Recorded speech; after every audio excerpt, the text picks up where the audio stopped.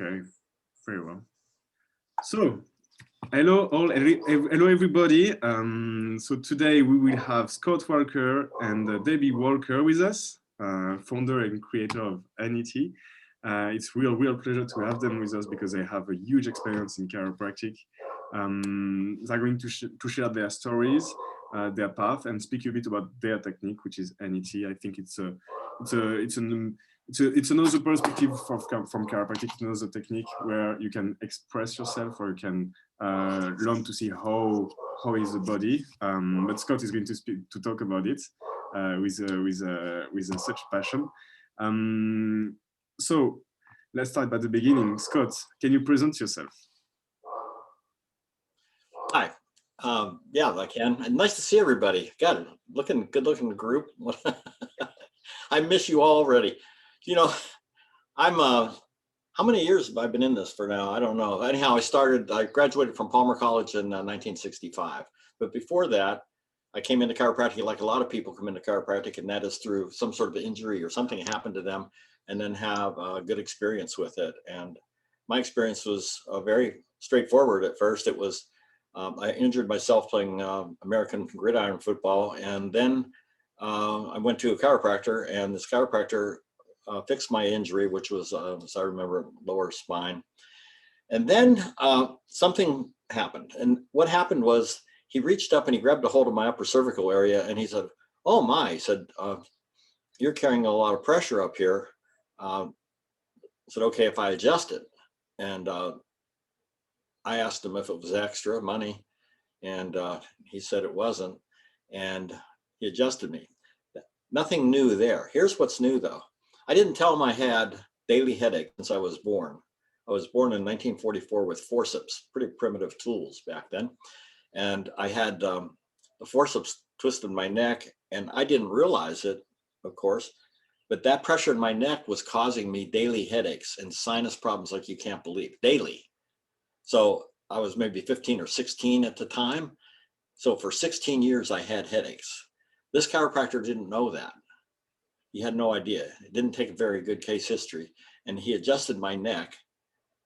And when he did, my headache went away right on the spot.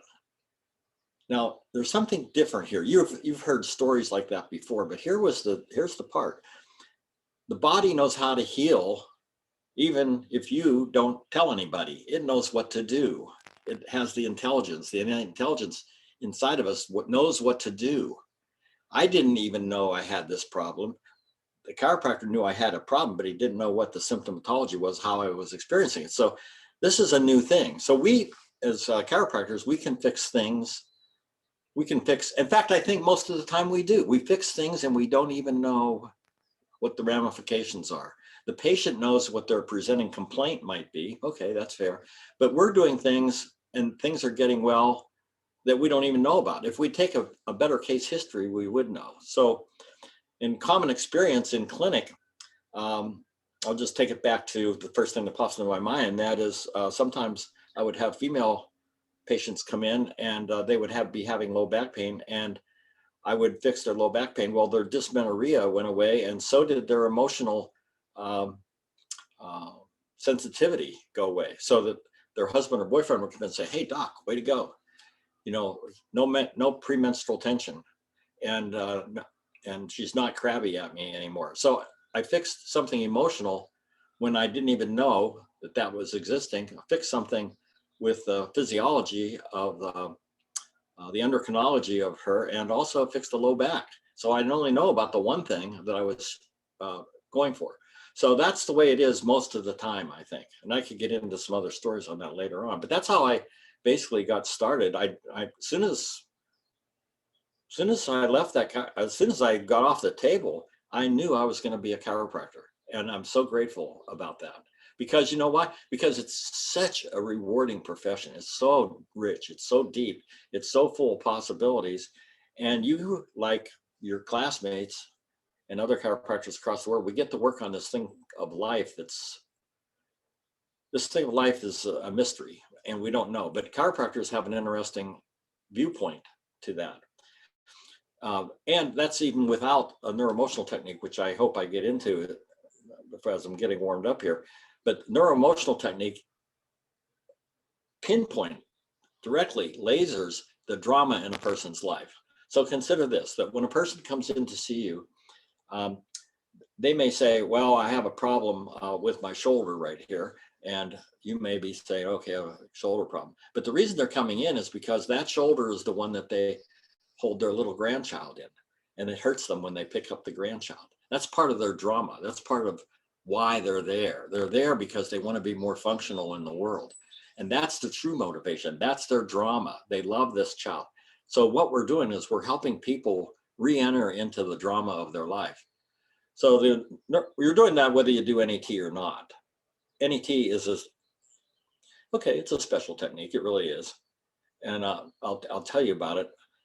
But I think that where we ought to start is where we all agree. And I think that we all agree on, tell me if I'm wrong, we all agree that there seems to be something we might call a universal intelligence. We seem to agree that it operates within the body as innate intelligence. We seem to agree that that innate intelligence can express itself through the central nervous system. And we tend to agree that once that innate intelligence expresses itself, a state of health can be achieved if there was not a state of health before. Are we all on good philosophical ground? It's interesting, this is a philosophy club. Why is it a philosophy? I never addressed a philosophy club before. I've always addressed technique clubs, but this is a philosophy club. What do you do? Talk about philosophy? Do you talk about BJ and DD and all that kind of stuff? Depending on the talk, yes. Yes, you can talk even about them if you want.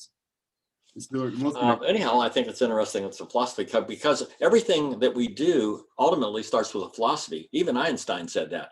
Einstein is a scientist, but you still have to have some sort of model going on in your head about how you're going to apply the scientific method. And that's what we're doing with chiropractic. We have a philosophy that seems to have held up. Now, is there a competing philosophy? Yes. I would say this, if anyone's interested in philosophy, because it's a very, very heavy duty, very cerebral, it can be. Anyhow, there's a guy that wrote the most about it, in my opinion, was a guy by the name of Harris Coulter. Who is Harris Coulter? Harris Coulter wrote 4 volumes of a book called Divided Legacy. If you're a brainiac, you might want to write that down. If you're rich, you might want to buy his book. But he calls it Divided Legacy. And he said through the ages, from before Hippocrates and up to now, there's basically been a divide in the way that people looked at health. One was called empiricism, and empiricism is the one that basically chiropractic is. We look at the person, we see what we see, that's what we know what to do with it. And then the other side of it is called rationalism, and rationalism is that part of in the healing arts is predominant right now. It's the one where we rationally look at the blood and think about what's missing and try to add something to the bloodstream and so forth to get rid of the symptoms. So those 2 main ideas have been out there for a long time, and it ebbs and flows through history. Sometimes empiricism and natural, what we call vitalism, rises to the top, and sometimes rationalism. We right now are in a rationalism era. And but before we got there was, in the last century, it was empiricism, it was a vitalism. So in the last century, we had homeopathy, chiropractic, natural healing, osteopathic view on things. So this philosophy about how we look at it, and we do look at things differently. So we can have the same fact in front of us, a person with a headache, and a medical materialist would say, okay, I need to give a certain drug to help this headache. And we, on the other hand, we say, well, we have a lot of confidence that the body knows how to take care of that. It's 2 different views on it. I and you, we all happen to be in the vitalistic camp. We happen to be in the innate camp, the empirical camp. So this goes a long way when you get down to it. In my world, I don't discount the rational camp. I think that if you have poison and they have a drug, an antidote that will save me, I'm all about taking it. So it's not either or. Remember in high school, the physics teacher would put a bowl of lukewarm water down, and then over here would put a bowl of ice water. And over here would put a bowl of hot water. And they'd say, okay, put your hand in the hot water and put your hand in the cold water. So what we'd do is we'd put a hand in the hot water and one in the cold water and let them soak there for a while. Now the physics teacher would say, we want you now to take those hands and put in this big bowl of lukewarm water. Tell me what it is. Is it hot or is it cold? So the hand, of course, that was hot water puts it in there and says, oh, that water's cold. This hand that was in the ice cubes, put it in there, that water is warm, right? It's the same bowl of water. Can it be both things at the same time? Can it be hot and cold at the same time? Not to this hand, not to this hand, but to this person here goes, wow, look at, I don't know what to think about this. This is, so that's what we get in these philosophical traps of looking at material medicine and vitalism. It's a trap to think one is good and one is bad. It's a trap. It's how you're looking at it and what the application is. It's kind of like that. Remember that triangle, or it's not a triangle, but like a cube. It's called Necker's cube, which is kind of like an aquarium. And then you can see through it, and the front of it comes to the back, and the back of it comes to the front. You know the optical illusion that I'm talking about? Maybe not. Okay, so you just look up optical illusions. You'll find a ton of them in there. So what this is you look at the same diagram. I talked to a guy on an airplane once. He talked neuroscience, and I asked him about that. I said, why, when I look at this, and I drew it on the back of a magazine, and you draw Necker's cube, I said, why does it change? Why does the back come to the front and the front go to the back? It's an optical illusion.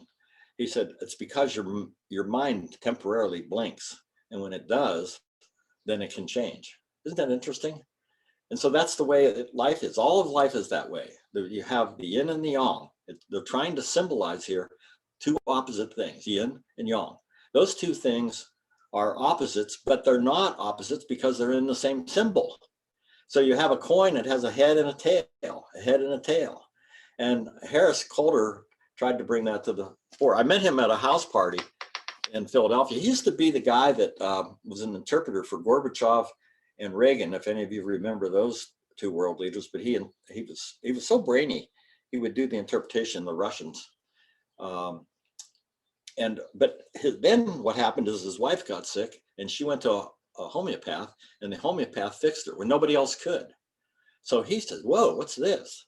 Some intelligence in the body knew how to fix my wife, and I didn't know how to do it. So he got interested in homeopathy, and then he got interested in vitalism, and then he got interested in rationalism and empiricism. So it's pretty heavy reading, but it points out the fact that for a philosophy club, it's good to know where you stand philosophically, because Palmer, where I went to school, and Barcelona, as I understand it, are strong in philosophy, and that's ideal. That's perfect. And it goes a lot further than probably what you've been exposed to. So one of the things that's also a dichotomy, this or that, yin or yang, heads or tails, hot or cold. Another thing in that category is the mind and the body. It's the mind or the body, the mind or the body. Descartes, 300 years ago, over there in Europe, he said that the mind was separate from the body and the body was separate from the mind. And so nobody really questioned him. Maybe Samuel Hahnemann did, but nobody really of any import questioned him. They just said, okay, Descartes said it. He was smart. He's a mathematician, a philosopher. He's a really smart guy. The mind is the body, body is the mind. And he's the guy that said, I think, therefore I am. And nobody questioned about the mind and the body being the same entity. Hahnemann saw the developer of homeopathy. He saw that you could have a change in the mind by treating the body and have a change in the body by treating the mind. the Yellow Emperor back in acupuncture, they knew the same thing. Acupuncture has never separated the body and the mind. As chiropractors, we're, like it or not, we are inundated with body, body, body, body, body, body, body, more body, more body. If you don't believe me, pick up any chiropractic magazine and see what the advertisements are for. There are things about the body, aren't there? There's mattresses and exercises and slings and all kinds of things. It's all about the body stuff. But I'm guessing that this current listenership right here has a feeling that the mind can have an impact on the body. In fact, you probably experienced it in your own life. If you ever woke up in the middle of the night with a nightmare, your heart beats fast, your muscles are tense, your breathing changes. That is a body response to a mind-generated stimulus. Is that right? So we know that that's true. Now the question comes, can the mind affect the body directly and therefore affect our results? Because someday you're going to be by yourself in your office and BJ Palmer's not going to be there and Dee Dee Palmer's not going to be there and your friends here gathered here today aren't going to be there, and you're going to be there and you're going to be looking at this patient who has pain in their eyes and they want you to fix them. And if you fix them, that's fine. But if you don't fix them, then you feel bad. You want to fix them. You did your best. You applied your technique as best you could. And sometimes they don't get well. Did they tell you that in school yet? Sometimes people don't get well. Or I'll tell you, they can't fire me. They're not paying me. They can't. No, sometimes you lose the result. And I hated that so much in my practice. Oh, I just hated that so much because one person would get well and another person would come in that seemed like they had the same type of condition. And I would do the same technique and they wouldn't get well. And it was very frustrating to me because I had a dream about helping people when I first got into chiropractic, maybe like you do. So you're going to be there in not too many years. You're going to be looking straight into the eyes of a patient. The patient's either getting well or not. If they're getting well, great. If they're not getting well, then you say, wonder what's going on here. All the medical tests come back, the blood work comes back, the urine comes back, everything's back, the x-rays are good. Everything that we can possibly see on this person is okay. And I'm adjusting them the best I can. Maybe I need to get another technique. And so then what happens, and I'm the most guilty person on this Zoom call. I went to a different seminar three times a month out of the 4 weeks. And I went for 17 years. I took every seminar there was. Nobody took more seminars than me, except maybe one guy who I saw at every seminar that I went to, some old guy. And then after that, it was all over. I went to all these seminars because I was trying to find the answer because I wanted to get the result that I dreamed of. And in that time, I learned a lot of wonderful things. I learned a lot about homeopathy, acupuncture. I learned all kinds of things, which brings me to a point that I want to ask you to do a little experiment with me. If you squint your eyes and you look at the nervous system, we think about the central nervous system, right? We think about the peripheral nervous system. We think about the autonomic nervous system. We think about sympathetic, parasympathetic. We all know that, right? That's where we live. As chiropractors, that's where we live. Well, I'm going to advance the idea right now that if you squint your eyes, this is not super technically correct, but it is correct in its thrust. And that is that we have three nervous systems. We have the nervous system that I just talked about. We all agree on that, right? Then we have another nervous system, and that nervous system is the meridian system, the acupuncture system of the body. Acupuncture has been validated by science over and over again. It's been around for thousands and thousands of years, which is one of the criterion for science. Science says if something's been around for a long, long, long time, it's good. The results are demonstrably there, no problem. So there's that nervous system. That nervous system comes out of the same place that your central nervous system comes out of. What's that? Ectoderm. It comes out of ectoderm. Ectoderm generates the skin and also, of course, the nerve tissue, right? So you can see that. So we have that second nervous system, we'll call it the meridian system. The third nervous system, what's that? What could that one possibly be? The third nervous system, I'm going to call the liquid nervous system. The liquid nervous system is made up of all the components of the blood, which include the hormones, and it also includes something called neuropeptides. Now, if you're sitting around your computer or you have a note, look up neuropeptides sometime, because that's where the juice is. There are a lot of juice in these neuropeptides. What's a neuropeptide anyhow? A neuropeptide is a protein that's generated from inside the neuron, and the neuron then spits it out, just puts it right out there, right into the circulation of the body. And then these neuropeptides circulate through your body in this liquid nervous system and goes here, there, and everywhere to some target tissue somewhere that innate intelligence knows where to send it. This is amazing. It knows where to send it. It doesn't send it everywhere. If you get a cut on your finger, guess what? You get a lot of white blood cells there, but the white blood cells go to the finger. They don't go down to the toe. The body knows about this. We see it. We have to put it into supernatural terms because it's so awe-inspiring. This universal intelligence, innate intelligence, is so we can break it down if we want to in little pieces and look at parts of it and fool ourselves into intellectually thinking we know what's going on, but we don't know what's going on even close to what the intelligence of the body knows what's going on. So we have this innate intelligence is working in the body and takes these neuropeptides and puts them where they need to go. So the neuropeptide has information in it. Some people have proposed that we call this other nervous system information substances. So it has information in it. And it takes this neuropeptide information, just like classical neurotransmitters have information in them that go from neuron to neuron. But these neuropeptides don't go through the synapse. It's extra synaptical. So it doesn't need the synapse. It goes around it. It goes into the body, into the liquid nervous system, and goes to a target organ. Let's say the kidney. And then the kidney is just an example.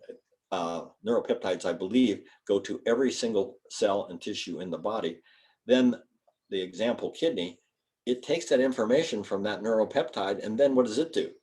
It makes another neuropeptide. I guess I should call it a nephropeptide, but it makes another neuropeptide and puts it into circulation.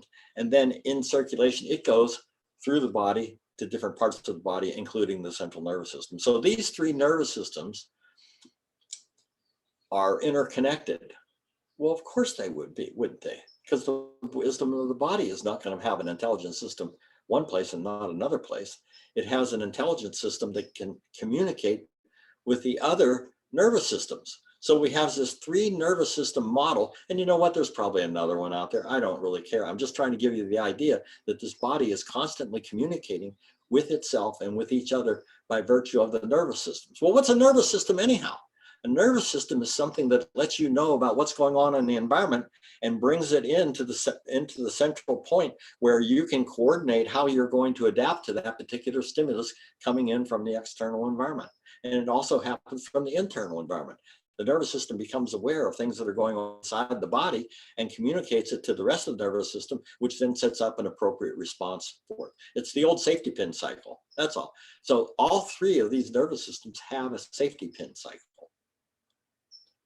If you can understand that now, I mean, I know you're not going to have classes in these things at Barcelona, because Barcelona's job is to educate you so you can pass your test so you can get a license.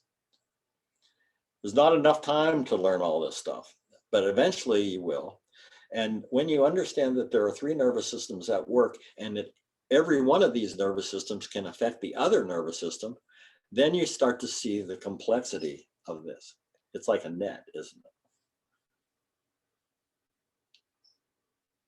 And what we found is that in the process of these three nervous systems and their interconnections, by a chiropractic adjustment to the spine, you can actually change the mind.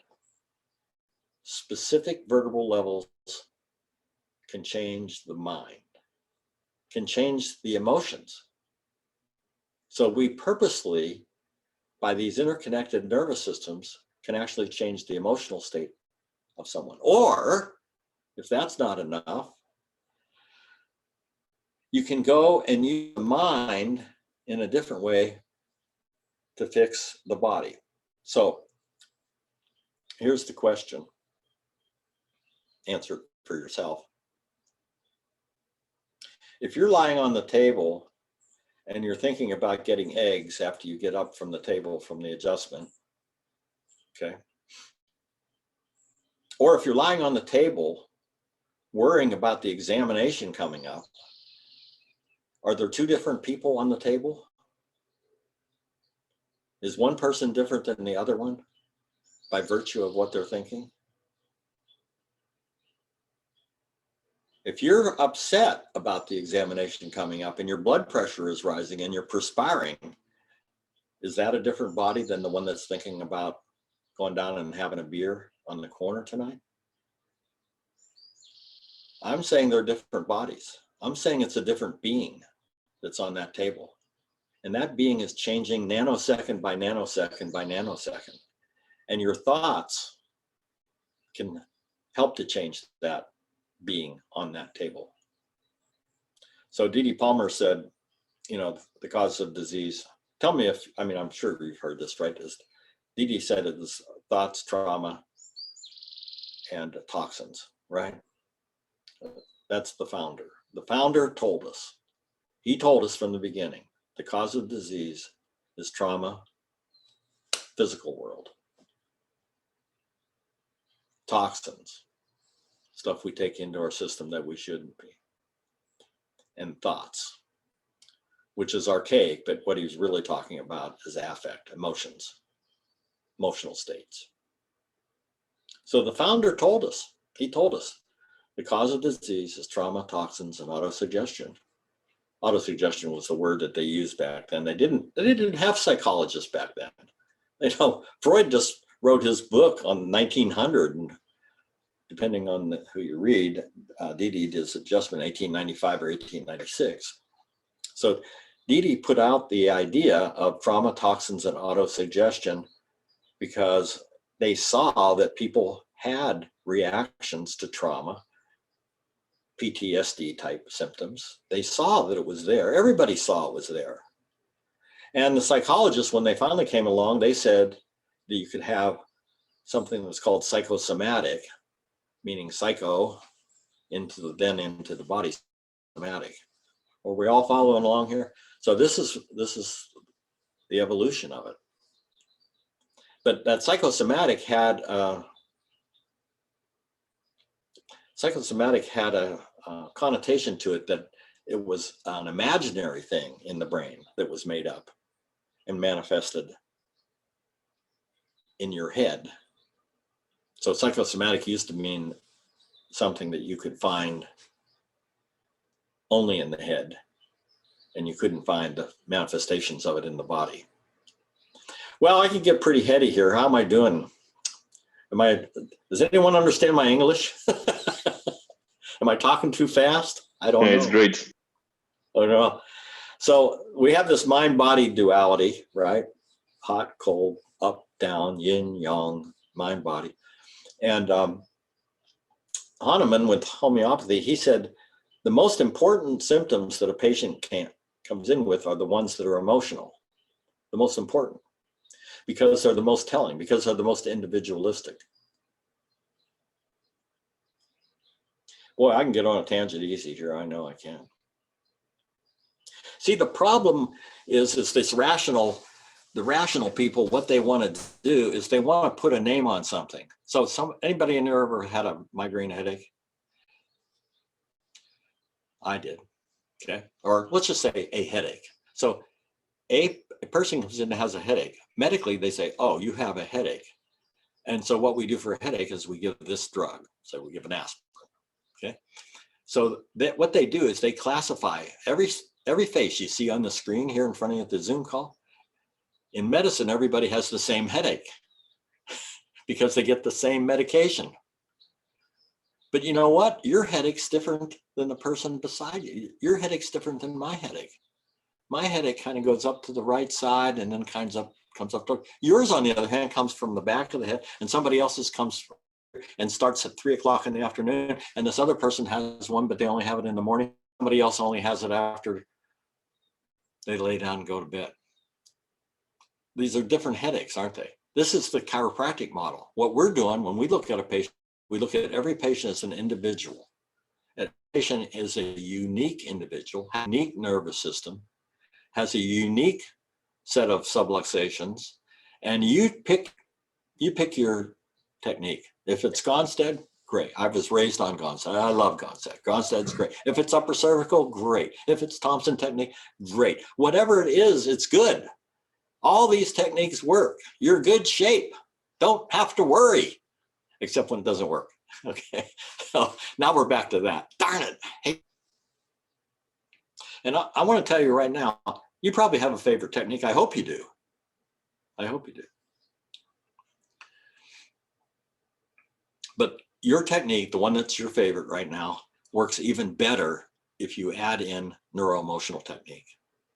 Because neuro-emotional technique can take out that emotional component as something that's compromising your patient and compromising your technique, and therefore compromising your practice, and therefore compromising your fulfillment. And that's why we're here. We're here to be fulfilled and happy. So this emotional component, is it a big deal? How often does it happen? How often do people have subluxations that are emotionally compromised? That's a good question, isn't it? Does it happen 1 out of 10? 1 out of 20, 1 out of 15, 1 out of 6? On any one subluxation of the spine, the one that you're fixing, it's PRI, PI ilium, whatever it happens, any one particular subluxation, there's a 1 in 3 chance that you're going to find an emotional component with that. Isn't that terrible? So this is a big deal. So your emotion, now the problem with emotions, darn it, it's not just like they all happened yesterday or today. These are things that happened a long time ago. I know you've all got memories. I remember when I was 5, somebody stole my bicycle, you know. I remember when I was 8, baby brother come into the family and everybody put attention on the baby brother. They didn't pay attention to me anymore. I remember my grandmother who treated me so good. She was so wonderful. And my grandmother died and I was so sad. I was so sad about that. I remember one time my dad beat me. He got me mixed up with my brother. My brother did the deed and he beat me instead. I felt so, that was terrible. It's unjust. We all have these emotional dramas. And you know what? They all go back to our memory, and our memory is in the limbic system, and the limbic system is always on. You don't always have that particular memory going, but you always have the memory available. So here's what I would tell you, and you might be able to do this among yourselves. I know that you don't adjust each other outside of clinic. I know you would never do that. I know that that's against the rules and you would never even think about doing it. But let's just say you did. Let's just say you did. One thing that's possible, and this is, it applies more to a field doctor than yourself. If you have a bunch of patients, if you have a patient that comes in and they got in an automobile accident and you get them to think about the accident that they were just in and you adjust them while they're thinking about that, that is a different person you're adjusting now. They're thinking about the accident. It's a different person who walked in and filled out the paperwork.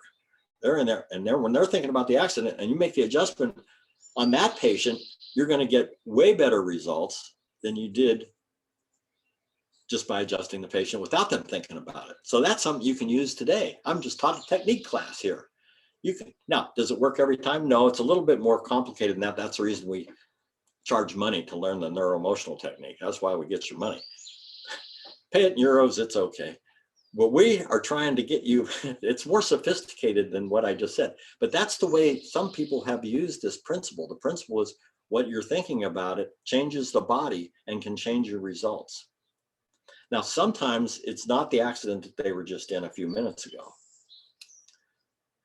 Sometimes it's something that happened whenever they were 6 or something that happened when they were 8 and their grandma died. Sometimes it's like that. And sometimes those memories can be affecting us today.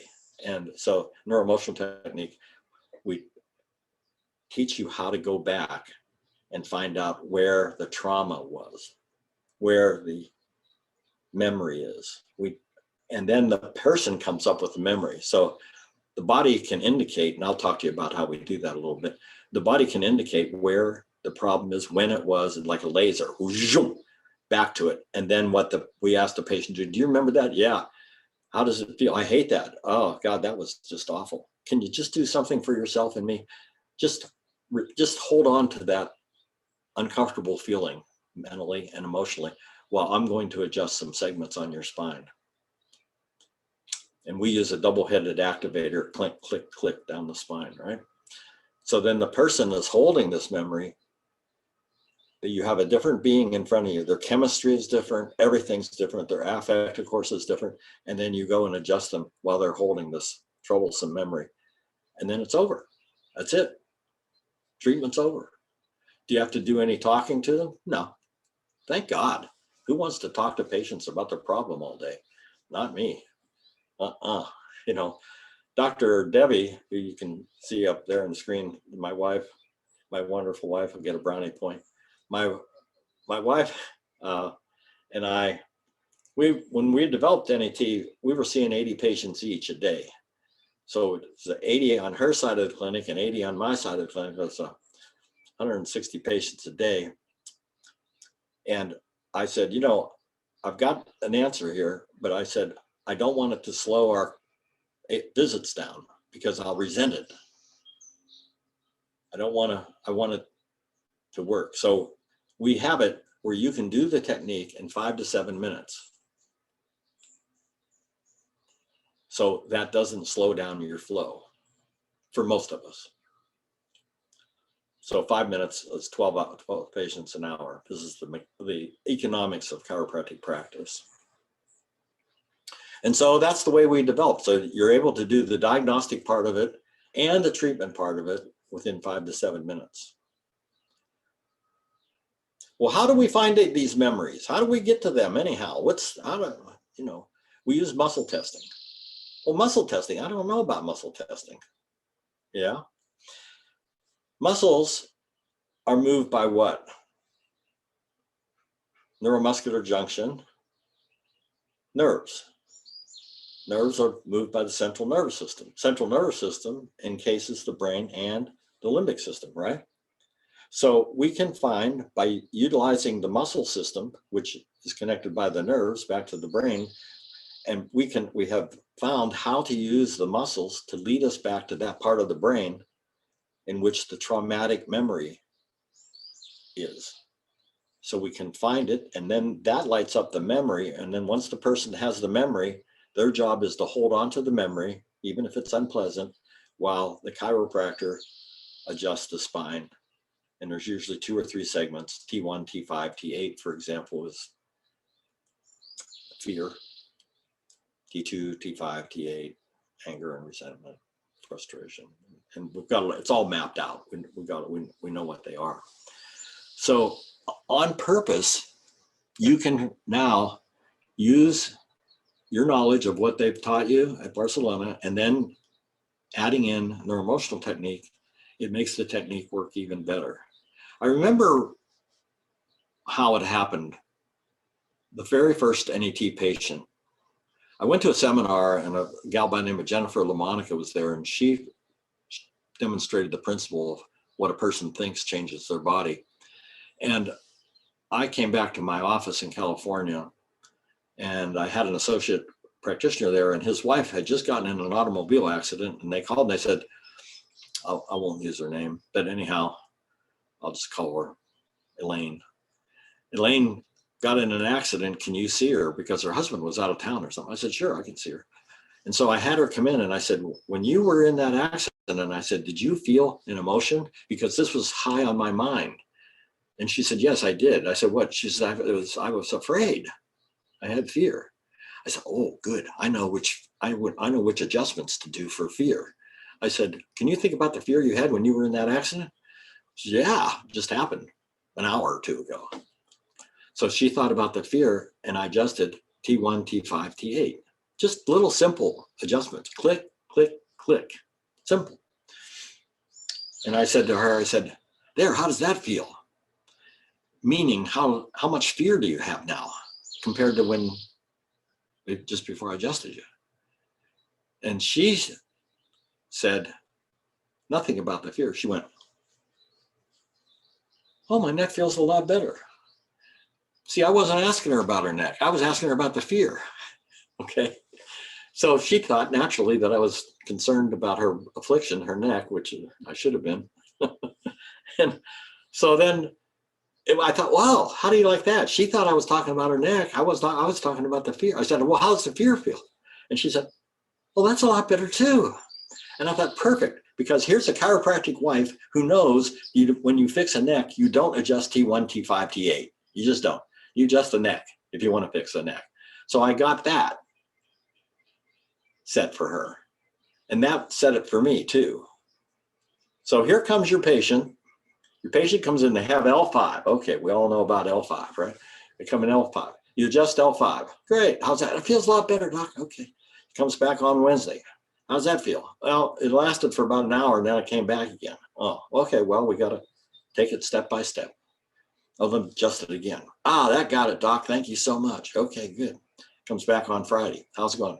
Well, it lasted about an hour or two after you adjusted it and then it came back again. Oh, okay. Well, I'll see you Monday. Okay. Monday, same thing. Comes in, low back. Still hurts, doc. I don't know what's going on, but can't hold the adjustment. That's what I heard about chiropractic. You got to keep coming back. Is that what's going on here? I got to keep coming back? Looking into the eyes of somebody who paid you money. Looking into the eyes of somebody in pain. Looking into the eyes. BJ and Palmer's not there to help you. You're on your own, pal. You're on your own looking into those eyes. What are you going to do now?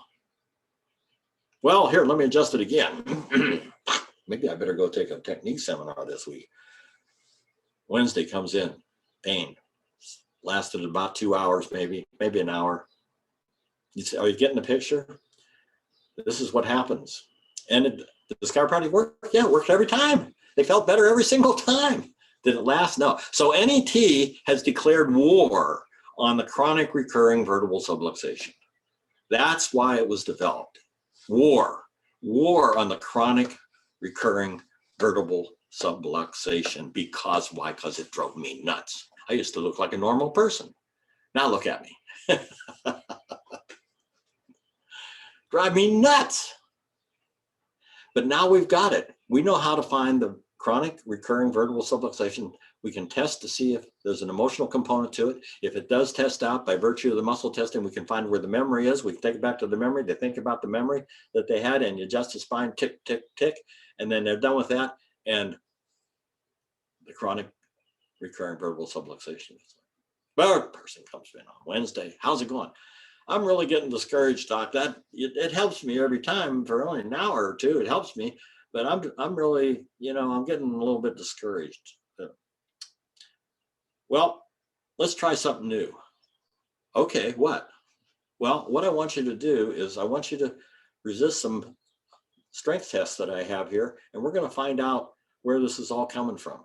And I'll tell you a little bit more about the procedure in a second. It gets it back, and it's down at age 11. Something happened at age 11 that caused you to have a lot of grief. What was that? Age 11?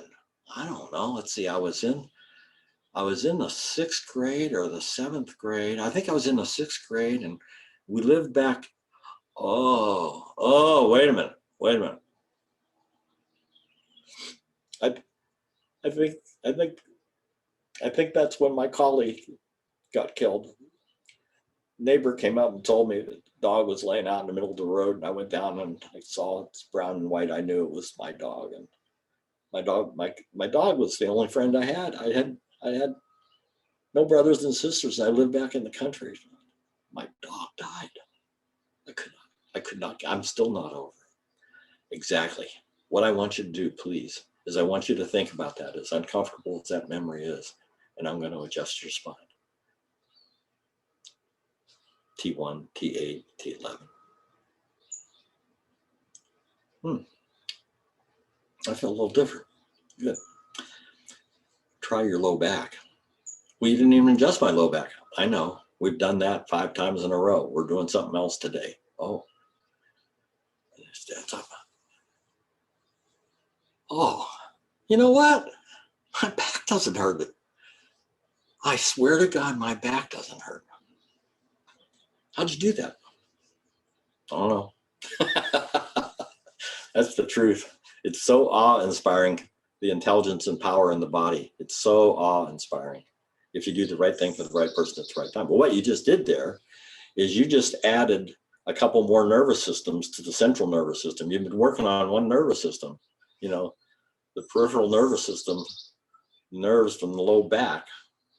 Now you brought in with grief and crying and so forth, you bring in the meridian system. And with the meridian system, you bring in the liquid nervous system. And you bring in the liquid nervous system, the neuropeptides. And you do it all in that one little thing. Chiropractic works way better than we thought it did. It works so much better than we thought it did. And it works great without N.E.T. That's the good part. It's only those people like me who want to strive for helping all the patients get well and not content to have the recurring vertebral subluxation come back that are interested in N.E.T. Okay, well, so the question might occur, this is the problem with a Zoom call, right? I can't have a one-on-one. I have to guess what you're thinking. So how do you do it? How do you do it? What you do is you use muscle testing. Is the muscle testing accurate or is it baloney? Well, there's about 13 inter-examiner reliability scientific tests that determine that there is good inter-examiner reliability. And I think it's in the 80s and 90s, which is pretty darn good in medical type things. You know, you can get 10 practitioners to try take the temperature of the human body and you'll probably get 9 different, but they'll be close. So there's good inter-examiner reliability on the muscle test, and that's what we use. So we have the patient think of different things, and when they're thinking of different things, if it's compromised, it'll produce a change in the muscle.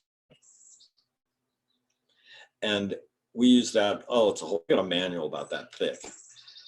The technique itself, where did I see it just the other day? Oh, here's the original flow chart. This is the original flow chart. I don't know if you can see it or not. Now it's all fancy and got pictures and got all kinds of things and makes it better. But anyhow, that's just the flow chart. That's how to do the technique. Here, take a screenshot of that. So we got, and then we have videos. We got videos. And so when you take the training, if you want to, you can come and you can watch the video. And we show the video in the training. And then we show you how to do the technique. And then we go back and go to the video again and show you how to do it again. So that the formal training is 3 days long. It used to be a Saturday afternoon.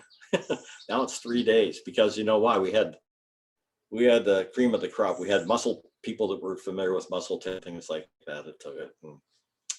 But now you don't know because we do the 3 nervous systems are blended, all interact together. I have found out how to have the central nervous system affect the meridian system, which affects the mind. So now we have therapists taking the training. If you came to a N.E.T. seminar, which we just did have in Chicago, you would find out every other person is a psychologist. And the other people are chiropractors and acupuncturists. And they're all sitting side by side. Why? Because emotions are impacting their practice. You know that psychotherapists have, like chiropractors, hundreds of techniques. Chiropractic not that long ago had 500 techniques, I think. Maybe it's 300 now. I don't know. And the psychologists have the same number. So everybody's frustrated by one thing, and that's the emotions. But here's the thing. See, chiropractic is the philosophy of chiropractic is so on, it's so right. There's something that wasn't taken into consideration in the last century outside of chiropractic, and that was they were not considering that there's an intelligence in the body that knows how to fix the body, that knows how to heal the body. And that's whether it's the mind and the body, or the body and the mind, or both, or a combination of both. And so when we go in and we take care of a patient, we have a higher level of confidence that we're going to be able to take care of this problem, right? We have a high level of confidence. and we rely on it. Material medicine doesn't rely on a high level of confidence the body can heal itself. It forces reactions through drugs. And psychotherapy, in many cases, is talking educated to educated. It's just educated to educated. They're just putting out ideas, and they can be valuable, but they don't change where the emotions are. Emotions are in the limbic system. Emotions are what? Psychological or physiological? How many think they're physiological? That's what Pavlov thought. That's what I think. I know they are. Okay. So emotions are physiologically based. They're not psychologically based.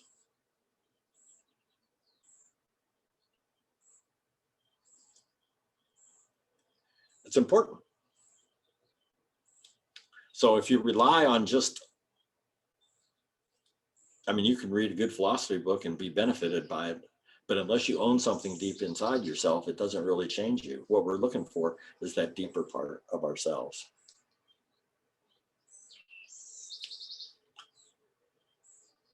So Pavlov, when he was doing his experiments, speaking about Pavlov, he noticed that the dogs were salivating when they ring a bell, and he would measure that. He was actually a physiologist. He was not a psychologist, a physiologist. He was measuring digestion. And what he did was he found out that these stimulus could produce a response in the body. Just think about that for a second. What our patients, what do they have? They have digestive problems, don't they? They have heart problems, lung problems. These are all organs and tissues in the body that are responding to the environment. So Pavlov saw this physiological relationship, the one we use with N.E.T. We use the emotions in the system that are changing, making these changes in the physiology of the body through the neuropeptides that we talked about, through the liquid nervous system.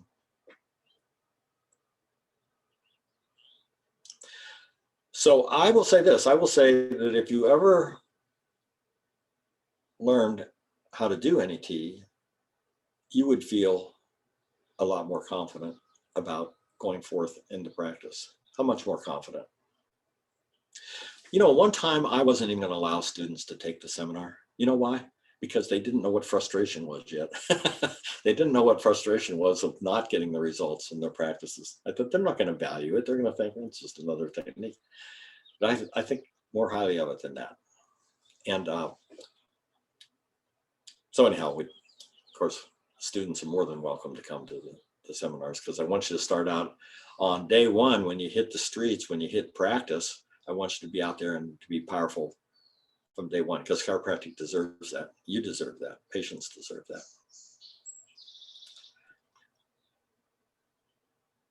I'm ready to take a question. Yeah, I have a question.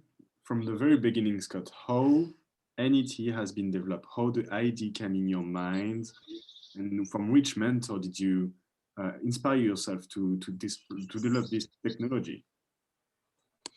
It was that patient that came in. It was that patient that came in. The chiropractor's wife came in when I saw that there was an answer. But before that, it was years and years and years of frustration and having the patient say, well, it came back again, doc. Yeah, you got to keep going back to those chiropractors. And I was frustrated because, you see, I had 15 years of daily headaches, pain, so bad that I had to take aspirin. My mother's a nurse. She brought industrial size aspirin bottles home. And I used to take 3 or 4 aspirin at a time, and I put them in my mouth between my gum and my cheek, and I'd suck on them. And aspirin don't taste that good, but that's what I had to do every single my life, so I wouldn't feel that pain. And then when that chiropractor, when he went and adjusted me, I didn't have it anymore. But this is great. Be a chiropractor. One adjustment, and they're going to get rid of all these problems that people have. One adjustment. I kept looking for that magic adjustment. Every while would happen, but most of the time it's a little bit more work than that. You have to keep working at it. So, but it was all those years of frustration. I had a dream when I went to school. I graduated when I was 21 years old from Palmer. 21, I was a kid. I've been in practice over 50 years. I had highest dreams of helping people with one adjustment when I got out of school. It didn't work that way. I'll do it. Okay, it takes a little bit longer, fine. And most people that have any age, they have multiple problems, don't they? They got men's problems, they got diaphragm problems, they got hiatal hernia problems, they got dysphagia problems, they got headache problems, they got eyesight problems, they got, you name it. They've got all these problems and they come into you, and we try to heroically care of every one of those problems. And so anyhow, I had a dream, and the dream evaporated when I wasn't getting the results. That's how, I don't know if that answers your question or not, but I was inspired, like everything's inspired. Pain. Pain inspires a lot of things. True. Because someone shared me the chart, and I saw that there is some TBM correction from Viktor Frankl. So was TBM an inspiration from your work, or it was just a coincidence that you had a... No, actually, Viktor Frankl was a good mentor of mine. He was a teacher. It was one of those seminars I took, 3 out of 4 weekends a year. But Viktor Frankl got those sequences from another chiropractor, and that chiropractor's name was Robert Riddler. Robert Riddler, you might be able to find him on the internet. He was a brilliant chiropractor in Seattle, Washington. And I went to visit Dr. Riddler, and he was the wackiest guy. One thing about chiropractic, you get to meet some wacky people. Oh, this profession is so rich, so rich. Anyhow, wacky Robert Riddler, he had this big contraption in his room. It looked like a melted igloo, and it had wires coming out of it here, there, and everywhere. And he had a table, and he put people on this table, and they had electrodes that were on the spine, where they lay on the spine, and he had all these. It was like out of a scientific science fiction laboratory, like a mad scientist kind of guy. But anyhow, he told me that he memorized the wiring in a B-1 bomber, and maybe he did. Smart. Anyhow, among a lot of things that he came up with were these sequences, and then Viktor Frankl studied with him as well. And Viktor Frankl took those sequences that we were talking about, 158 and so on, and he used them in a variety of techniques, and taught a lot of people. It's a real good technique. TBM is a real good technique. If you get a chance to take it, I would do that. And then another mentor of mine was Dr. George Goodhart. May God rest his soul forever. What a giant, what a marvelous intellect, what a gentleman in his heart. He was so smart, so intelligent, and he saw logical common sense. Sometimes that gets lost if you're too intellectual. What would be an example of that? An example of that would be, he reasoned, we had the chronic recurrent vertebral subluxation. It's been with us for a while, right? Okay. So Goodhart, he also didn't like that. So he reasoned, he said, muscles move bones. Bones don't move muscles. Oh, muscles move bones. Bones don't move muscle. Oh. And there was a guy down in Texas, you've seen in the Westerns, if you watch American movies, a guy by the name of Nemo. I think it's spelled Raymond Nemo, N-I-M-O. And Ray Nemo is the one that said muscles move bones, bones don't move muscles. And so he had a bunch of techniques of getting in and goading the muscles next to the vertebral segment articulations. And then he would get good results because he changed the musculature around the vertebral subluxation. And that helped get rid of some of the chronic recurring vertebral subluxations.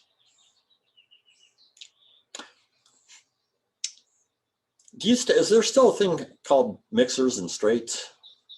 Does that dichotomy still exist? Kind of, yes. I don't know. Anyhow, back in the day when I went to school, working on a muscle would be a no-no. No. And I don't know what they'd think about N.E.T. back in those days. That's the problem. Let's say you have a technique that works for emotional stress, PTSD, you know what I mean? Emotional stress. Who are you going to teach it to if you wanted to go make some money? Don't go to the chiropractors. They're all on the spine. They don't, that's like mental stuff. Go teach the psychologist or something. Well, we did teach the psychologist finally, but it was after we figured out how to get the central nervous system to talk to the liquid nervous system to talk to the acupuncture system. And once we understood that, now through these different interconnecting nervous systems, different kinds of practitioners can use the principle of chiropractic, which is that the healing is inside and it knows what to do. Well, there's a lot of stuff that went on, but George Goodhart then figured out that there were a number of things that caused the muscle not to work right. And he had his well-known applied kinesiology. And he was my mentor with Victor Frank, along with Dr. Riddler. And then came all the other teachers that are in all the books you see behind me. I just started learning. And all the stuff fits together, the string theory, it all fits together if you take the time to look for it. But what we've done with N.E.T. is we've cooked it all down. My wife, she takes all this detailed stuff and crunches it all down. That's her skill. She can crunch it down and make it digestible. She's a good cook too, by the way, but she knows how to crunch it down, make it palatable and digestible and usable. And then if you want to study it in detail, of course, that's okay. You can do that. Oh, I could talk for hours. In fact, when I teach seminars, I do talk for hours. And I want to make this relevant to you if I can. And you know what? N.E.T. is not for everybody. It isn't. Nothing's for everybody. It's okay. No, I'm not going to say that. Remember the Barcelona Olympics? I don't know, probably before your time. Anyhow, they had the Olympics in Barcelona. And one of the practitioners went with the United States team over there. His name is, help me think of it, Dr. Deb. Greenberg, Michael Greenberg. I think he's in Atlanta, Georgia, and he's still alive and he's still kicking and he's still taking care of athletes. But he went over there and helped these athletes win gold medals. So I was going to say N.E.T. is not for everybody, maybe if you're working with athletes, but no, no, it's good for them too. Especially good for them maybe. But we've helped a lot of different conditions. There's another address that I could give you besides the Harris Coulter one that I gave you. onefoundation.org, onefoundation.org. And on that website is the results of the research that's been done by N.E.T. practitioners over the last 30 years. And over the last 30 years, there's been millions of dollars into research. And so this technique that essentially looks a little flaky from the outside has got a lot of research for different conditions, different things. So if it's polycystic ovary, if it's ADD, ADHD, phobias, anyhow, you'll see all the studies that are there, including one that we did just a couple of years ago, and that was for cancer patients, not for cancer. God forbid we would treat cancer. But it was for cancer patients that are traumatized by the diagnosis. So when somebody gets a diagnosis of cancer, it can be pretty traumatic. And because of that trauma, people sometimes, because of that, people don't go to their doctors. They don't have to do their follow-ups. They don't follow through because they don't even want to think about cancer. And so we were taking care of that. And so we took care of them and we changed their blood work. We changed the questionnaires they had, the diagnostic, the psychological tests there. And we also changed the brain. So they did functional MRI on the brain. They would have the person in the MRI tube, and they would have that person think of the emotional trauma that they were going through when they got the diagnosis of having cancer. You know, Mrs. Jones, you have breast cancer. And they would say, the doctor looked at me across the desk. He wouldn't even look me in the eye, and he told me that I had breast cancer. And I didn't think I had a friend in the world. And I have 2 children that are in junior high, and I've got to raise these 2 children, and I've got breast cancer, and it's a lot of trauma.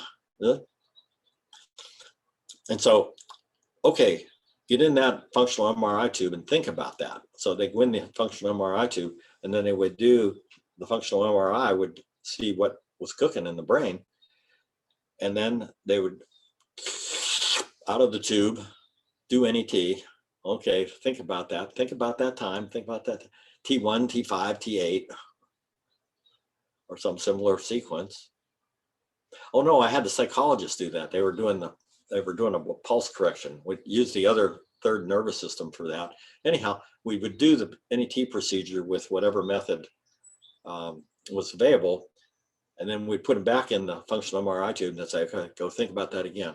Oh yeah, the doctor was there. He told me about the diagnosis. He wouldn't even look me in the eye. I've got 2 children in junior high that I've got to raise. I didn't know, I felt like I didn't have a friend in the world. And they would do a functional MRI then.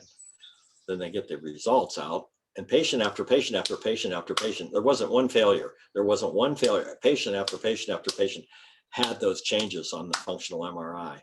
Some of those pictures, if you're used to looking at functional MRIs, or even if you're not, you can see the difference.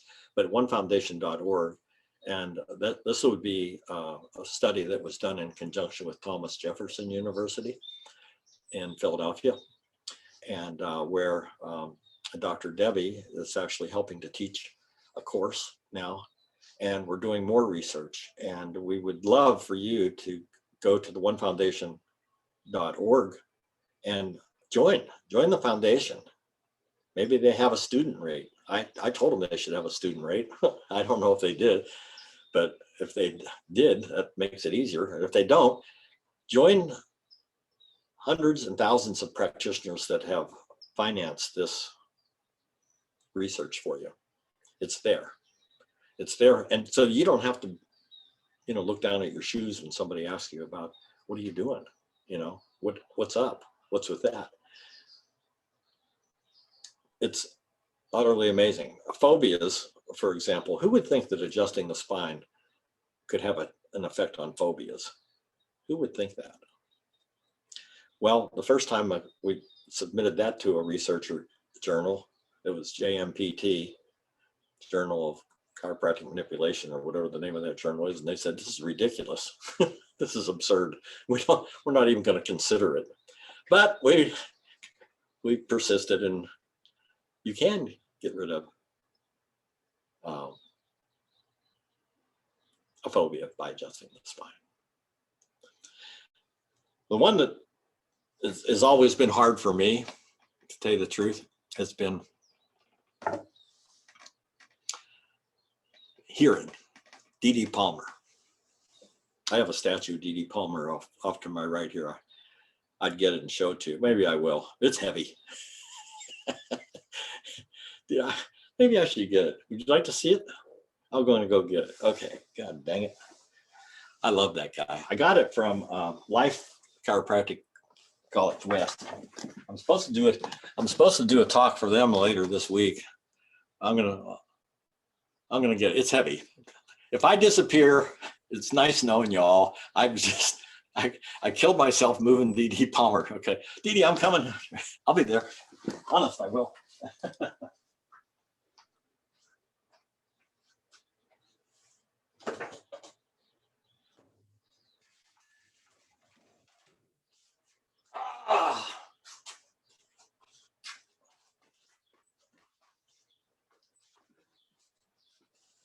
Hit the chair, Walker. Hit the chair.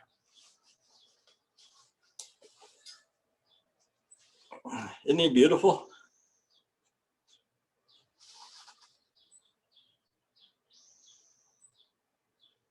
I got a picture of myself when I was 21 laying a wreath at D.D. Palmer's statue in Davenport, Iowa. this guy was smart. Oh, this guy was really smart. He was not only smart, he was wise. How many have tried to read his textbook? Anybody here? Yeah, it's hard. It's pithy. He doesn't coddle the reader. He just goes on to whatever topic he wants to. But he told us from the beginning. He told us toxins, trauma, and autosuggestion. I have a PowerPoint. Maybe I'll send it to you, Axel, if you can distribute it. Anyway, who would be interested in it? It's about D.D. Palmer and what he said about emotions. And you can copy it and reproduce it and send it to your friends or do whatever you want to with it. But I've got a question. Can I interrupt you for a second? Pardon me? Can I interrupt you for a second? Yeah. I've got a question. Like, I'm really interested in the technique, and because emotion, you know, there's this invisible word where it's really hard to grasp something, you know what I mean? And and especially emotion, some emotion are just like, you know, dormant like unconscious, and they're like sometimes hiding. So my question is like where to start, like, because I'm so lost, and sometimes my emotion, like it's hard for me to deal with my emotions. And I'm like, with the technique giving you like guidelines where to start or how to access this word, or just can you give me like some light on how, if it's practically practical? That's a great question. That's a great question. Are you, I think I understand the question, but I want to ask it. Are you describing what goes on with you yourself personally? Probably. So I think that's what sometimes people do. But okay. That's my relationship to the patient. Like I feel stuff from the patient and I'm like, how can I help him or her better? Well, I'll say that you're the doctor right now, and then I'll turn it around and say you're the patient. Okay. So as the doctor, we have two basic approaches. Well, we have more than that, but let's just say we have two basic approaches to it. And so the first approach is how many steps, Dr. Deb? How many steps? No, that's the second approach. What's the fast? How many steps to fast? Fast is real quick. Fast is just holding the pulses, hand on the forehead and breathing, and then switching hands, hand on the forehead and breathing. And you can go, I'll put it in the chat, but it's firstaidstresstool.com. Oh, there Tells you you go. how to do that. Yeah. First aid stress. Tool. First aid stress technique.com. Tool. FAST. First aid stress. So anyhow, we have the baby method of N.E.T. Okay, and it's got the steps are outlined in it. And then we have a more elaborate approach, a more accurate approach, which is 15 steps. And we go step by step by step by step by step. There's a logical sequence to the steps. Okay, I don't know if you were here then, but the original flow chart looked like that.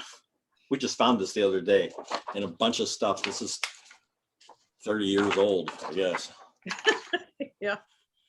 It's an antique. I'll put it on eBay. So, but the steps are there, and you just take it step by step by step, and it takes you right to the emotions. It uses muscle testing, but it uses it in a certain sequence, and then it takes you to where the emotional thing. And the interesting thing to this is most of the time, not all the time, but most of the time the patient will go, oh, I forgot about that. I haven't thought about that teacher in 25 years. I forgot about that, you know, oh, and my cousin died and nobody knew why my cousin died, and I completely forgot about that. Well, they didn't completely forget about it, but it was out of the conscious mind. Now, is it just helping the patient putting themes put what's going on inside into words to take it off? Or is it, some people, maybe they don't want to talk about it, or maybe they don't conscious about it. I don't know, like, and so let's say you do the technique, you think it's gonna help them, and maybe no words told, and the person feels better. I don't know if how it works. Yeah, you can do that. I have done N.E.T on people. Well, it's I'm close to Mexico, okay, and in Mexico they have their own version of Spanish, and I don't know very much about it. Buenas tardes, and that's about it for me, you know. But anyhow, I ran into this woman that had a flower stand, and she only spoke Spanish, and I had just a little bit of it. And she had fallen at Easter and had hurt her shoulder, and she was in pain every single day. And I saw that she was not moving well, and I reached over and I grabbed her shoulder and I said, and she goes, oh, whatever she said. But she was crying. And so sat her down, and I did N.E.T without knowing very much Spanish at all. God, it was awful. But we got through it. And she cried a little bit, and then it went away. It was so great, you know. Most of the time we speak the language, and we have our charts are in Spanish, they're in French. What other languages we got? It's a number of languages. Yeah. But it is good to put the word on it. In other words, if somebody has grief, your grief is not like my grief, but your grief is exactly like your grief. So if we can identify what it is that is going on with your lungs, for example, and we identify it as grief, the word grief means something to you. If you're feeling grief, then it means something different to me. It doesn't matter what it means to me, the practitioner, but it does very much matter what it means to you. So using the word, I can identify on your body by reflex points on your body which emotion you are experiencing. And I'll say, the body says you're experiencing grief. And then you would go, yep, that's right, that is. Or you might say, no, I don't feel any grief. Okay, well, maybe you don't. We don't insist that we're right all the time. Well, what's grief mean? You lost. Oh my God, yes. What? Mm-hmm. I lost this antique car that I had, you know? Oh, okay. You can have grief over an antique car. You're asking good questions, and it deserves better answers. And I usually have a PowerPoint and a this and a that and everything to help about the intricacies of the technique. I know some people have, sorry, Julie. I know some people have questions. I'm just going for the last one. When you work into this emotional field, do you set like a frame, or do you set like atmosphere, a tone with the patient? How do you prepare yourself at some point? That's a great question. That's a super good question. And usually we have so much to teach at the basics, we don't talk too much about that. But yeah, I think that the practitioner has to get themselves ready to take care of a patient, empty themselves out, get their ego out of the way, you know, just go in there empathetically, but doing the technique. It's not a talk it out therapy. It's not an empathetic, it's not touchy feely. But yes, you have to be in a good mindset, and you don't have to insist that they do it. We never require that they do it. We just say, there seems to be an emotional component here. Do you want to play the game? We'll try to figure out what it is together. Does that help? Yeah, thank you. Thank you very much. I know you have lots more questions. I'd love to answer them too. And Julie, she's my emotional girl, so she has a question for you. Okay. Hi, yes, this is me. Hi, Scott. Actually, Mathieu, my question was joining a little bit yours, like when you were saying that maybe people don't want to talk about it or don't feel ready.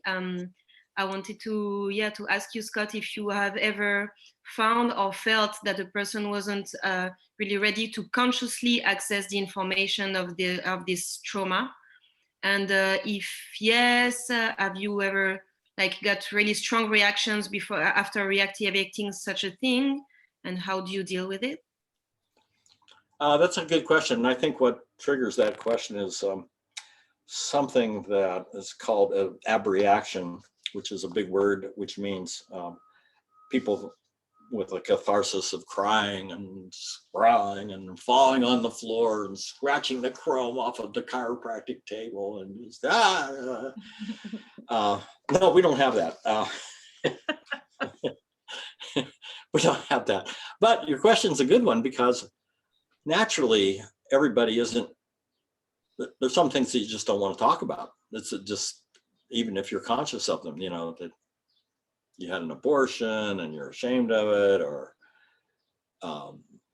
you cheated on a test in the 3rd grade and the nun told you were going to go to hell, or whatever it happens to be. Sometimes people don't want to talk about those things, and that's good. I mean, that's fine. We allow for that. The technique allows for that. So we have actually verbiage that we use when we say we have this little game that we play to try to figure out what's going on, the two of us together. If you're ever uncomfortable with any part of it, just let me know and we'll let it go.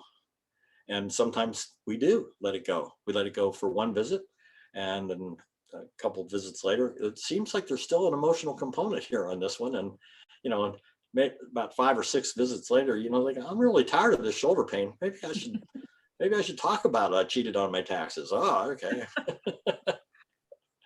So, but we definitely allow for everybody. It's really easy. We make it easy in or easy out. It's not psychotherapy. People get confused. It's not psychotherapy at all. It's a tool that psychotherapists can use, but it's not psychotherapy. It's not a talk it out therapy. It's not a talk it out. But I'll person say, well, I cheated on my taxes in 1996, and I really feel bad about that. And okay, well, why don't you think about that? And then you make the adjustment. It's not a very good example, but that's the way that it goes. And you can resolve these chronic recurring vertebral subluxations, but the person's got to play the game, but they don't have to tell you what it is. It's like that woman that speaks Mexican Spanish, you know, I have no idea what's going on with her, but she does. That's what's important. Does that help? How long you would, sorry, should shut up. How long would you consider chronic subluxation? When do you realize it's chronic? When do I rate it as chronic? Yeah, when do you realize, like, when you're like, okay, this guy is locked here, I'm gonna go for it? Like, how long does it take you? If the question is how long does it take me to figure out that it's a chronic subluxation?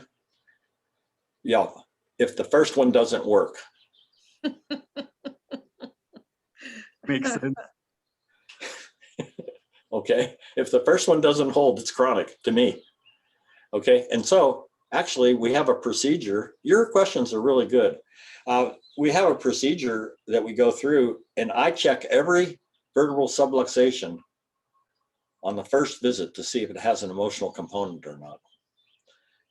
Okay, so we have a thing that's, anyhow, that's the short answer to the question. So I fix the emotion on the subluxation on day 1. Okay, like, why not nip it in the bud? And you can do that. You don't know what's going to happen. I started saying earlier, before I brought Dee Palmer out, I didn't do too well with deaf people. Number 1, I didn't have a lot. You know. Number 2, I've cursed Dee a number of times. Why don't you fix something else? People don't believe this hearing thing, you know? So, but anyhow, that's the story, right? He fixed this. So Dr. Debbie and I were down in Texas again, where Ray Nemo's from, and we were teaching down there. We were teaching Palmer College of Chiropractic. It's a student class. And so we said, okay, here's the workshop. Here's how to do it. No, workshop, you know? So everybody was workshopping and doing the technique on each other. All of a sudden, big commotion over here. Hey, what? We got a guy over here. What? This guy just got his hearing back. He was deaf. Oh, thank you, Dee. Thank you so much. But I've been around for 50 years. That was the first deaf guy I ever heard of. We got his hearing back. I don't know if that answered your question or creates more. I have a question. So when you have a trauma, it's repassed by the cerebellum, the brainstem, and then we Wait a minute, slow down a little bit. Say that again, please. Sorry. So when you will have a trauma. A trauma, it will go to the cerebellum, then the brainstem, and then the limbic system. So you might have an emotional attachment, emotional subluxation in a way. But when do you know it has reached the limbic system? Because maybe not all the subluxation have emotional component, but how do you know when it has reached this limbic system? Do you have a test? How do you know? Yes, that's a good question. Not all emotions are associated with the subluxation. Okay. What we're fixing in N.E.T, this is getting more technical now. This is a great class we're having here. It's called a neuro-emotional complex, and a neuro-emotional complex has a number of component parts to it. One of it is a conditioned response, another one is an emotion, and another one is a particular subluxation. And the way that we do it is we just see Ricard, don't move, stay right where you are. You see how he has his hands up here like this? He's fixing himself right now, you see? This is, people go, oh my God, oh my God, oh. These points right here are the orbitofrontal bundle that come out from the limbic system, the prefrontal cortex, right? And this is where the reflex points are. So what we do is we touch the chronic vertebral subluxation, put your hand on your atlas, okay? And then we test a muscle, and then we have them put their hand on the forehead like that. If that changes the muscle strength, we know that that atlas has an emotional component. If it doesn't change the strength, then it doesn't.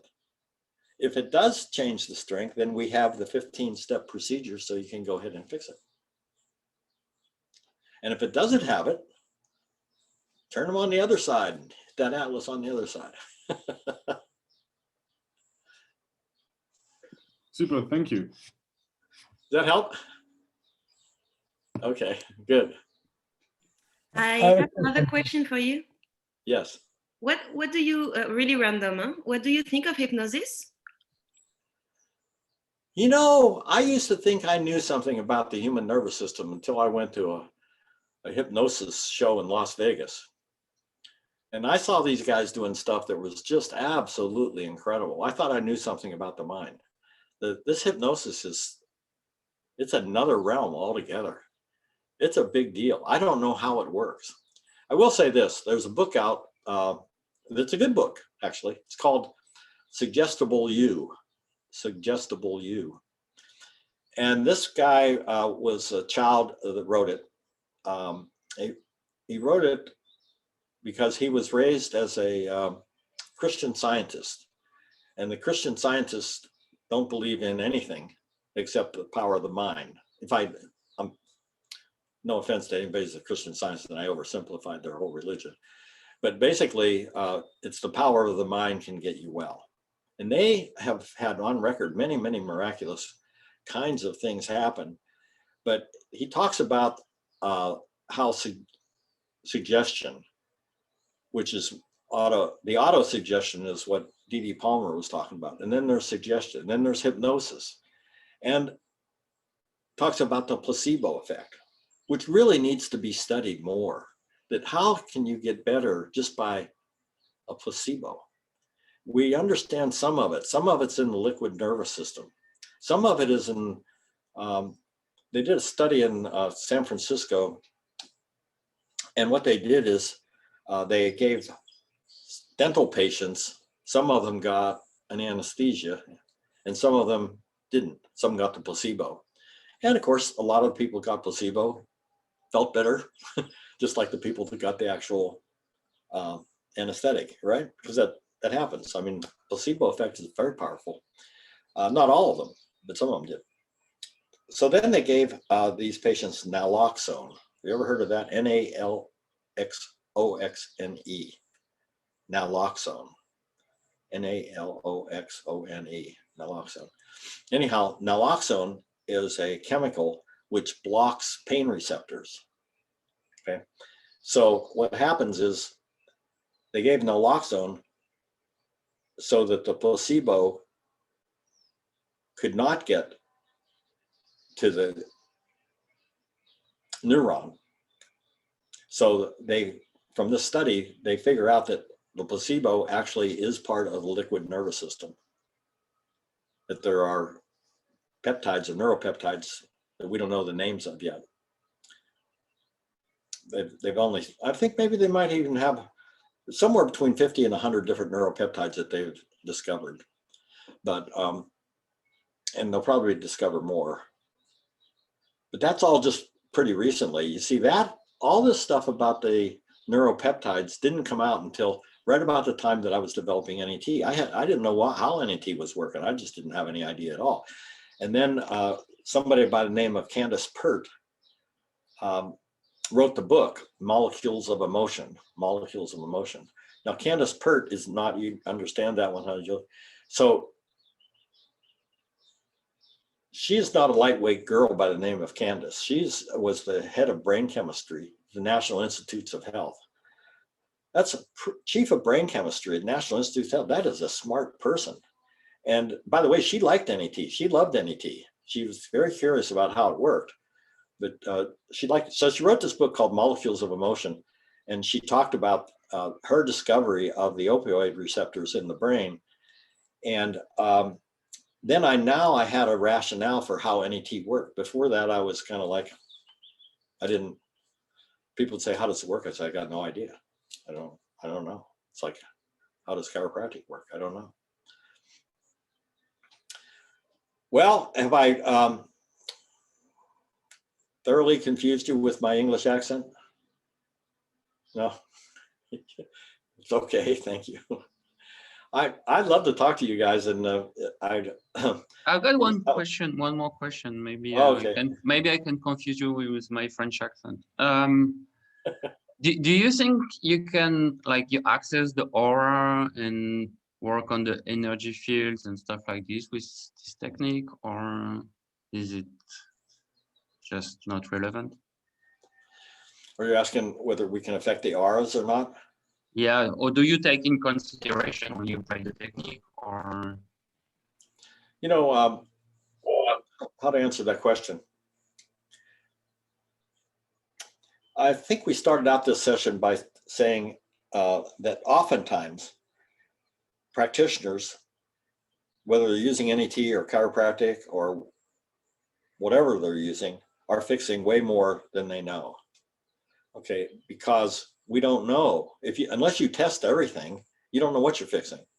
So I'd love to send a patient up to the Mayo Clinic and run every test that they have up there, which would probably take months. Okay, and then I would like to do chiropractic on them, any kind of chiropractic, but N.E.T. would be great, and then see what fixed. The problem with ours is they're hard to measure. They don't, and so in science, you have to have something to measure. You have to have something to measure before and something to measure after. But if there are such a thing as ours, and I think there probably are, in fact, I'm sure there are, they are a manifestation of one of at least 3 nervous systems, energy, okay? And so it would fit that we could interact with the auras. If we could measure them, I think we would find out some nice things. We don't know where it all ends. I'm going to be, right now, we've got those studies that I said, onefoundation.org. We've got those. But here's the truth. The truth is every single thing that we've ever tried to fix with N.E.T., we've been successful at. And because emotions are so strong, they're so pervasive. We don't know. There are probably things that we can't fix. There probably. But everything that we've scientifically tried to investigate, we've had good results on. Isn't that something? And so the results of what's going on with N.E.T. are going to go long after I'm dead and gone, because we're going to eventually get the money to try on everything, different things, all kinds of different things. but so far the track record is good. And the results are up there on the onefoundation.org. And you have around the world over 10,000 practitioners in over 30 countries that are using N.E.T. You've got people you can refer to. And every book you pick up anymore on neuroscience seems to validate N.E.T. It says, oh yeah, that fits, this fits, that fits. I just contacted a researcher in the United States today. He wrote a new book. His name is N.E.T. You guys that know that guy? N.E.T. You know? Good? He's a good guy? I haven't never talked to him. So anyhow, but he wrote a new book on chiropractic philosophy, which I don't know how to get money over there. I'll buy you a book from him.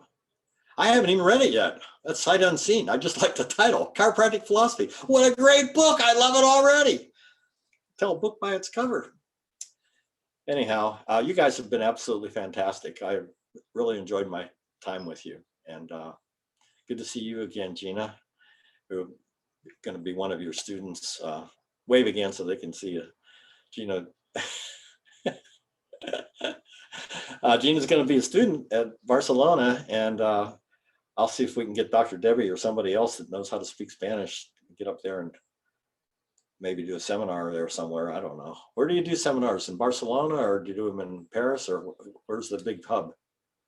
We usually do it in Barcelona because it's a huge place where everybody joins from Paris, from England. After, there is maybe some in Paris as well, or in England. So chiropractors who want who are looking for truth or looking for new ways of adjusting are always aware of where are going to be the seminars. So, but from my perception, Barcelona is the best place. I see. We have the sun, we have the beach.